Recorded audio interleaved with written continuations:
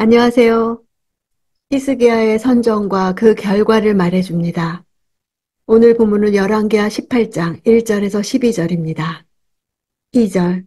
히스기야는 25세의 왕이 돼 예루살렘에서 29년 동안 다스렸습니다. 그의 어머니의 이름은 아비로 스가리아의 딸이었습니다. 히스기야는 그의 부친인 아하스와 공동 통치를 하다가 25세에 단독 통치를 시작합니다. 어머니의 이름은 아비야의 축약형으로 나의 아버지는 여호와시다라는 뜻입니다. 외조부 스가리아는 이사야 8장 2절에 언급된 진실한 제사장으로 추정됩니다. 히스기야의 부친 아하스가 이방 민족의 더러운 풍습을 본받아 심지어 자기 아들을 불에 태워 번제하며 산당과 산위와 모든 푸른 나무 아래서 제사드린 사악한 왕이었음에도 그 아들인 히스기야가 바른 신앙을 가질 수 있었던 것은 아마도 어머니와 외할아버지의 신앙적 영향을 받았던 때문으로 볼 수 있습니다. 3절. 히스기야는 자기 조상 다윗이 한 모든 것을 따라 여호와 보시기에 정직한 일을 했습니다. 이러한 평가는 남유다 왕들 20명 가운데도 오직 10대 왕 아사와 16대 왕 요시아와 히스기야에게만 주어진 평가였습니다. 물론 히스기야도 몇 가지 실수가 있었으나 다윗도 범죄한 가운데서도 여호와 보시기에 온전했다 함을 얻은 것과 같이 하나님의 인정을 받은 것입니다. 4절. 그는 산당들을 없애고 주상들을 깨버렸으며 아세라상을 찍고 모세가 만든 청동뱀을 산산조각 냈습니다. 그때까지도 이스라엘 자손들이 그것을 느후스단이라 부르면서 분향했기 때문입니다. 산당은 통일 왕정시대 초기만 해도 여호와 신앙의 대표적인 장소로서 성전의 역할을 대신했지만 분열왕국 시대에 접어들면서 이방 종교와 연합하여 혼합주의 종교의 대표적인 장소로 전락하고 말았습니다. 역대하에 의하면 히스기야는 여러 산당들을 제거했을 뿐만 아니라 선왕 아하스에 의해 닫혔던 성전의 문을 열어 적극적으로 성전 예배를 회복시키고 성전을 정화시켜 중앙 성소의 개념을 굳건히 확립했습니다. 주상은 바알 숭배와 관련하여 세워진 기둥을 가리킵니다. 바알과 더불어 아세라는 가나안의 대표적인 우상들로 솔로몬 시대부터 본격적으로 숭배되기 시작한 아스타롯과 그모스와 밀곰 등과 더불어 아합 왕이 이세벨과 본격적으로 숭배하기 시작했고 결국 남유다 역시 정략적인 차원에서 이세벨의 딸인 아달랴가 여호람의 아내가 됨으로써 만연하게 되었습니다. 히스기야가 제거한 놋뱀은 모세의 놋뱀과 같은 모양으로 후세 사람들에 의해 만들어진 것이었습니다. 당시 이 놋뱀이 모세가 만들었던 놋뱀의 전통을 계승한 것처럼 위장되어 있었지만 사실 이는 고대 가나안인들 뿐만 아니라 이집트와 메소포타미아 지방에서 광범위하게 나타나는 뱀 숭배 사상의 영향을 받은 이교적인 악습이었습니다. 즉 종교 혼합주의인 것입니다. 히스기야가 놋뱀을 제거한 것은 놋뱀이 우상시 되었을 뿐만 아니라 당시 가나안인들의 뱀 숭배 사상과 밀접한 관련이 있었기 때문입니다. 느후스단, 청동 조각이란 말은 성경에서 이곳에서만 나옵니다. 5절. 히스기야는 이스라엘의 하나님 여호와를 신뢰했습니다. 모든 유다 왕들 가운데 그만한 사람은 그 전에도 그 후에도 없었습니다. 히스기야가 여호와를 신뢰했다는 이 신뢰라는 단어는 앞으로 위기의 순간에 계속 반복될 것입니다.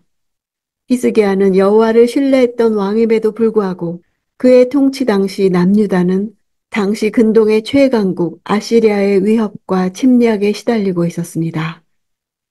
그러나 현실적 위기 상황은 히스기야의 하나님에 대한 신뢰를 흔들어 놓지 못했고 궁극적으로 아시리아의 막강한 군대는 히스기야가 신뢰하는 하나님의 치심으로 적진에서 괴멸당하고 패주할 수밖에 없었습니다. 히스기야의 전무후무함이란 그의 몇 가지 실수에도 불구하고 여호와를 신뢰하는 면에서였습니다. 6절. 그는 여호와를 굳건히 의지해 그분을 떠나지 않고 따랐으며 여호와께서 모세에게 주신 계명들을 지켰습니다. 의지하다는 단어는 서로 달라붙어 있어 절대 분리할 수 없는 신체의 각 부분을 묘사할 때 사용하는 단어입니다. 피부에 살이 뼈에 붙어 있다고 할 때 사용합니다. 또 창세기에서 남자가 아내와 연합해야 한다 할 때 연합이 같은 단어입니다. 룻이 나오미를 떠나지 않겠다고 할 때 사용한 단어입니다. 예수께서도 포도나무와 가지의 비유를 통해 생명의 연합이 있어야 함을 말씀하실 때 사용한 표현입니다. 7절 여호와께서 히스기야와 함께 하셨기에 그는 가는 곳마다 번영했습니다. 히스기야는 아시리아 왕에 대항하고 더 이상 그를 섬기지 않았습니다. 여호와께서 함께 하셨다는 축복은 다윗에게 사용된 것을 제외하고는 이스라엘의 어떤 왕에게서도 이런 표현은 등장하지 않았습니다. 여호와께서 과거 다윗을 마음에 들어 하셨던 것처럼 히스기야 역시 그와 같은 인정을 받은 것입니다. 하나님께서 함께 하신 결과 히스기야의 번영은 솔로몬 시대를 떠올릴 정도로 정치, 경제, 군사, 문화 분야를 총망라하는 형통함을 누렸습니다. 이러한 형통함은 아시리아라는 엄청난 적국을 대면하는 유다의 현실적인 입지를 고려할 때 참으로 놀라운 것이 아닐 수 없습니다. 남유다가 아시리아를 섬기기 시작한 것은 아하스 왕 때부터였습니다. 아시리아를 섬긴다는 의미는 아시리아의 봉신국가가 되어 조공을 바치는 관계가 이루어졌음을 뜻합니다. 그러나 히스기야는 왕위에 오르면서 즉각적으로 반아시리아 정책을 펴고 조공 바치기를 거부했습니다. 히스기야로 하여금 반아시리아 정책을 표방하도록 만든 근본 원인은 여호와를 신뢰하는 신본주의적 신앙심 때문이었습니다. 또한 당시의 국제 정세 역시 남유다에 유리하게 작용하고 있었습니다. 당시 아시리아의 사르곤 2세는 외국 원정 중에 전사했고 그 뒤를 이어 사네립이 왕위에 오르자마자 그 영토의 양쪽 끝에서 반란이 일어났습니다. 아시리아 제국 동부의 반란은 갈대아인 군주 브로닥 발라단이 엘람족과 연합하여 일으킨 큰 규모의 반란이었고 그와 때를 같이해 서부에서도 반란이 일어났습니다. 브로닥 발라단은 히스기야에게도 사절단을 보내 그를 반란에 동참시키려 했습니다. 이러한 국제정세의 변화로 인해 히스기야는 부친 아하스가 아시리아와 동맹을 맺은 것과 달리 반아시리아 정책을 펼칠 수 있었던 것입니다. 8절 히스기야는 가사와 그 영토에 이르기까지 블레셋 사람들을 물리쳐서 망대와 견고한 성까지 다 점령했습니다. 히스기야에게 허락하신 형통함의 구체적 사례입니다. 당시 블레셋은 친아시리아 정책을 일관되게 고수하고 있었고 남유다에게 상당한 위협이 되었습니다. 히스기야는 선왕 아하스 때 블레셋이 남유다를 침공한 것에 대한 보복 조치로 그때 빼앗겼던 성읍들을 되찾고자 전쟁을 일으켰습니다. 가사는 블레셋의 5대 성읍 가운데 최남단에 위치한 성읍으로 이집트와 메소포타미아를 잇는 교통과 무역의 중심지였습니다. 가사까지 점령했다는 것은 블레셋 영토 전부를 수중에 넣었다는 의미를 담고 있습니다. 9절 히스기야 왕 4년에 곧 이스라엘 왕 엘라의 아들 호세아 7년에 아시리아 왕 살마네셀이 사마리아로 진군해 포위했습니다. 북이스라엘의 멸망 사실을 재언급하는 이유는 당시 유다가 처한 국제 정세를 보여주기 위함입니다. 당시 아시리아는 메소포타미아 지역의 패자로 등장하여 한참 남하 정책을 취하고 있었습니다. 이로 인해 아람과 북이스라엘은 멸망했고 이제 남유다도 아시리아의 침공을 피할 수 없는 상황에 있었습니다. 당시 히스기야는 아하스와 공동 통치를 하고 있었습니다.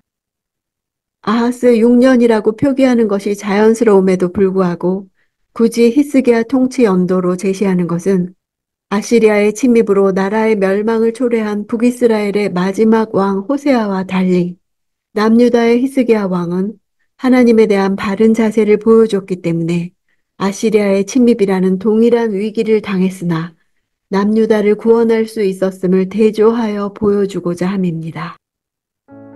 히스기야가 부순 놋뱀은 이제까지 한 번도 나오지 않았으나 놋뱀을 섬기는 것은 매우 오래된 전승이었습니다. 불뱀에 물려 죽게 되었을 때 놋뱀을 보면 산다고 하는 것은 놋뱀 자체에 어떤 능력이 있어서가 아니라 놋뱀을 보는 행위 자체가 하나님의 말씀을 믿는 신앙 행위이기 때문이었습니다.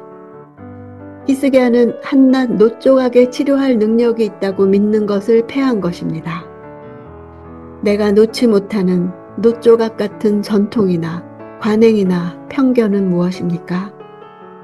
높이 매달린 놋뱀은 십자가에 달리신 예수님의 모형입니다. 한낱 놋조각에 불과한 것을 붙드는 것이 아니라 날 위해 죽으시고 부활하신 예수님을 바라보는 것이 진정한 능력입니다.